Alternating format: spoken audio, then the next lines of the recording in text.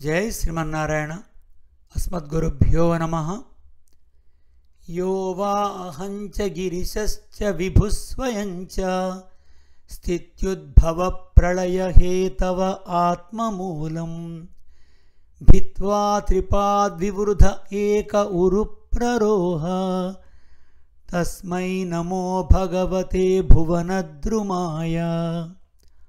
అద్వితీయుడగు ఆ పరమేశ్వరుడు తనను అధిష్ఠించియున్న తన మాయాశక్తిని రజస్తత్వ తమో గుణములు అనే భేదముచే విడగొట్టి క్రమముగా ఆ గుణములను ఉపాధులుగా చేసుకొని బ్రహ్మ విష్ణువు రుద్రుడనే మూడు మూర్తులను దాల్చి క్రమముగా జగత్తు యొక్క సృష్టి స్థితిలయములను చేయుచున్నాడు. ఆ మాయాశక్తియే ఇంకనూ పరిణమించి మరీచి మనువు మొదలగు ప్రజాపతులకు ఉపాధి అగుచున్నది. ఈ విధముగా త్రిమూర్తులే మ్రాణులు కాగా ప్రజాపతులు మొదలగువారు శాఖోపశాఖలు కాగా ఆ పరమేశ్వరుడు జగత్తనే వృక్షము రూపములో ప్రకటమైనాడు. ఆ భగవానునకు నమస్కారం. 3rd Canto 9th Chapter 16th Prayer. భగవద్బంధువులారా, Srimad Bhagavata తత్వదీపిక ప్రథమ స్కందం 25వ పాడ్కాస్ట్లో స్వాగతం. ఇంత క్రితం పాడ్కాస్ట్లో మనం పాండవుల యొక్క మహాప్రస్థానాన్ని విన్నాం. ముందు భాగం తెలుసుకుందాం. పితామహుడు ఈ లోకములో వీడి వెళ్ళిన తర్వాత మహాభాగవతుడు పరీక్షిత్తు పుట్టగనే జాతకం ఎరింగిన పెద్దలు చెప్పినట్టు ఉత్తమ గుణవంతుడై మహాభాగవతుడై భూమిని పరిపాలించెను. అతడు మేనమామయగు ఉత్తరుని కుమార్తెయగు ఇరావతి అనునామెను వివాహమాడెను. వానికి జనమేజయుడు మొదలగు 4 కుమారులు కలిగిరి. కృపాచార్యుని గురువుగా చేసుకుని గంగాతీరమందు 3 అశ్వమేధ యాగములను ఆచరించెను. దేవతలు ఆ యజ్ఞ భాగములను గ్రహించుటకు వచ్చి ఆనాడు అందరకు కంటికి కనబడినట్లుగా నిలిచిరట. ఒకసారి దిగ్విజయమునకై దేశమున బయలుదేరి శూద్రుడు ఒక వృషభమును గోవును పాదముతో తనుచుండగా చూచి రాజచిహ్నములను దాల్చి క్షత్రియులు కానివారు రాజుల వలె పరిపాలించుట చూచి కలియుగము లోకమున ప్రవేశించినదని గుర్తించాను. కలియుగం రాగానే గోవులను వృషభములను పాదముతో తన్నవలెనని, యోగ్యత లేనివారు రాజ్యమును పాలింపవలెనని కోరికలు కలిగినవి. అట్లు బుద్ధులు కలుగుట కారణమేమని శౌనకుడు కృష్ణకథకు సంబంధించిన విషయములను నాకు చెప్పవలెనని కోరెను. మానవ శరీరమును పొంది అల్పమైన ఆయుర్దాయము కలిగి కలియుగమున జీవించడి మర్త్యులకు ఆయుష్ను క్షీణింపజేసుకొనడి వ్యర్థ ప్రసంగములతో ప్రయోజనమేమి? కృష్ణకథలే వినదగినవి శౌనకాది ఋషులు కోరిరి. వీరందరూ నైమిష క్షేత్రములో సత్రయాగమును పాల్గొనుచుండిరి. పాపమును తొలగించు భగవద్గుణములను అనుభవించడి బ్రహ్మసత్రమనందు వారు పాల్గొనుచుండిరి. వారొచటికి మృత్యువును ఆహ్వానించిరి. మృత్యువు ఒకరిని చంపుటకే నియమింపబడినది అయినను భగవద్గుణ శ్రవణము చేయుచు సంహరింపవలనని మరిచిపోయినది. భగవద్గుణములను వినునంత వరకు, చెప్పుచున్నంత వరకు మృత్యువు వారి సన్నిధికి చేరదు. అట్లు గుణశ్రవణమును చేయక బుద్ధిహీనులకు నీచమతులు మందాయుష్కులై వయస్సును వ్యర్థముగా నిద్రతో నిరర్ధముగా వ్యాపారములతో గడుపుచుందురు. కావున మాకు మీరు కృష్ణకథలనే ఎరింగింపవలనని ప్రార్థింపగా సూతుడు శౌనకాదులకు ఇటు చెప్తున్నాడు. పరీక్షిత్తు చతురంగ సైన్యముతో దిగ్విజయమునకై బయలుదేరెను. అతడు నల్లని గుర్రములను పూంచిన సింహధ్వజముచే అలంకరింపబడిన రథమును అధిష్ఠించి బయలుదేరెను. భద్రాశ్వము, కేతుమాలము, భారతము, ఉత్తరకురు, కింపురుషాది నగరములను జయించి అతడి రాజుల నుండి కప్పమును స్వీకరించెను. శ్రీకృష్ణ మహాత్మ్యమును సూచించు తమ పూర్వుల చరిత్రను అతడి వారు పాడుచుండగా అతడు వినిచుండెడివాడు. అశ్వత్థామ ప్రయోగించిన బ్రహ్మాస్త్రము నుండి శ్రీకృష్ణ భగవానుడు తమను కాపాడిన వార్తను, యాదవులకు పాండవులకు మైత్రీ బంధమును, శ్రీకృష్ణుని యందు అపారమైన భక్తిని వారు పాడి పాటలో విని ఆనందించెను. వానిని విని పరమానందమునంది ప్రీతితో వికసించిన నేత్రములు కలవాడై వారికి మహాధనములను వస్త్రములను హారములను వసంగెను.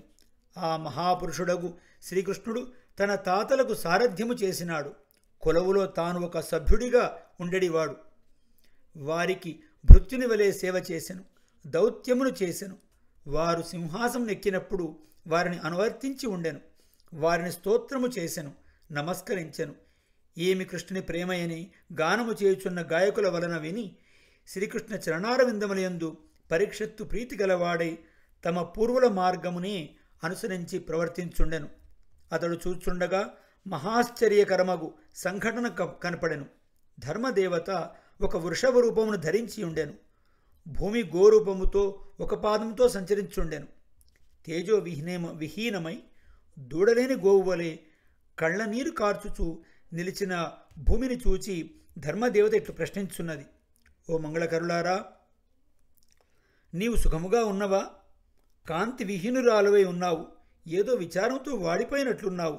మనస్సులో ఏదో బాధించున్నట్లున్నది. బంధువులెవరో దూరమునందు ఉన్నట్లు కనపడుచున్నావు. నీ 4 పాదములు ఉండినట్లు కనపట్టు లేదు. అయోగ్యులు నిన్ను పరిపాలించున్నారని శోకించున్నావా? దేవతలకు యజ్ఞము చేసినను భాగములు అందుటలేదని శోకించున్నావా? ఇంద్రుడు వర్షించుటలేదా? స్త్రీలకు రక్షణ లేదని శోకించున్నావా? రాక్షసులచే పసివారు హింసింపబడి శోకించుట చూచి ఓర్వలేక బాధపడుచున్నావా? బ్రాహ్మణులు వేదమును అధ్యయనము చేయక బ్రహ్మ తేజస్సు లేని వారగుచున్నానని శోకించున్నావా? రాజవంశము బ్రాహ్మణ శ్రద్ధలేని వారలైనాడని శోకించున్నావా? క్షత్రియులు తమ స్వభావములు మారి నీచులై తాము పాలించు రాష్ట్రములను పాడు చేయుచున్నారని బాధపడుచున్నావా? దేశములో జనులు ఆకలితో దాహముతో బాధపడుచు కేవలం తినుట పిల్లలను కనుటయే ప్రధానముగా జీవించున్నారని బాధపడుచున్నావా?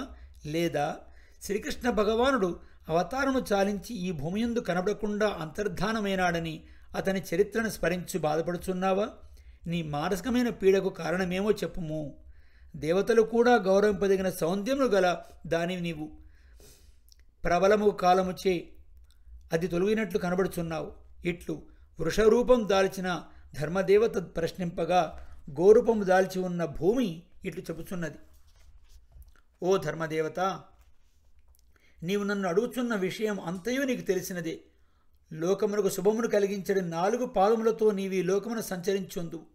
లోకములో గొప్పతనము కోరెడి వారందరూ కోరతగిన గుణములన్నీ కలవాడు భగవానుడు. సత్యము, శౌచము, దయ, క్షమ, త్యాగము, సంతోషము, ఆర్జవము, శాంతి, తపస్సు, సమత్వము, ఓరిమి, వైరాగ్యము, పాండిత్యము, జ్ఞానము, ఐశ్వర్యము, శౌర్యము, తేజస్సు, బలము, స్మృతి, స్వాతంత్ర్యము, కాంతి, ధైర్యము, మార్దవము, ప్రాగల్భ్యము, వినయము, శీలము, ప్రాణశక్తి, శరీరశక్తి, జ్ఞానాది గుణసంపత్తి, గాంభీర్యము, స్థైర్యము, ఆస్తికత్వము, కీర్తి, మానము, అహంకారము లేకపోట అనేటి గుణములు భగవానుని వలె తమకు కూడా ఉండవలని గొప్ప ధనము కావాలని వారు కోరుకొనుచుందురు. సమస్త కళ్యాణ గుణాకరుడు శ్రీనివాసుడు నేడు నన్ను వదిలి ఏగినాడు. పాపపు కలి ఆక్రమించినది. ఇట్లు ఉండుటచే నా పరిస్థితిని తలంచుకొని దేవతలకు యాగాదులు జరగవని వారిని తలంచుకొని ధర్మం ఇంకా 4 పాదములతో నడవదని నిన్ను గురించి దేవతలకు, పితృదేవతలకు, ఋషులకు, సత్పురుషులకు, సర్వాశ్రమముల వారికి ఇంకా సుఖముండదని భావించి శోకించున్నాను. ఆ శ్రీకృష్ణ భగవానుడు నన్ను వదిలి ఏగినాడు. బ్రహ్మాది దేవతలు కూడా ఆ లక్ష్మీదేవి కటాక్ష ప్రసారమును కాంక్షించి భగవానుడే శరణమని విశ్వసించి ఎంతో కాలము తపస్సు చేసినారు. అట్టి లక్ష్మీదేవి తమ నివాస స్థానమగు తామరవనమును వదిలి భగవాను సౌందర్యమునకు వశపడి వానినే సేవించున్నది. అట్టి భగవానుడు ఈ భూమిపై తన పాద చిహ్నముతో నడిచి పవిత్రము చేసినాడు. ఆ స్వామి ధ్వజ, వజ్ర, అంకుశ, చక్ర, శంఖ లాంఛితములగు శ్రీపాద చిహ్నములు నన్ను అలంకరించుటచే అన్ని లోకముల కంటే నేను గొప్పదానిని అందరూ గౌరవించుండిరి. అట్టి స్వామి నన్ను వదిలి వెళ్ళినాడు. నాకు బరువుగానున్న అసుర సంపదతో నిండిన రాజసైన్యములను అంతమొందించినాడు. 2 పాదములతోనున్న ధర్మస్వరూపుడుగా నన్ను నిన్ను 4 పాదములతో నడుచున్నట్లుగా చేయవలనని సంకల్పించి యాదవులలో తాను ఒకడే అవతరించినాడు. ఆ భగవానుని ప్రేమతో కూడిన చూపులకు, సుందరమగు మందహాసమగు మధురమగు సంభాషణమునకు యాదవ స్త్రీలు మోహపడి వానినే తప్ప ఇతరమైన వాణ్ణి విస్మరించిరి. ఆ శ్రీకృష్ణుని పాదములచే స్పృశింపబడి నా శరీరము రోమాంచము కలదైనది. అట్టి పురుషోత్తమని విరహమును ఏ స్త్రీ సహింపగలదు? ఈ విధంగా భూదేవి ధర్మదేవతో విషయం చెప్పింది. దాని తర్వాత భాగాన్ని మరో పాడ్కాస్ట్లో తెలుసుకుందాం. జై శ్రీమన్నారాయణ. అస్మద్గురుభ్యో నమః.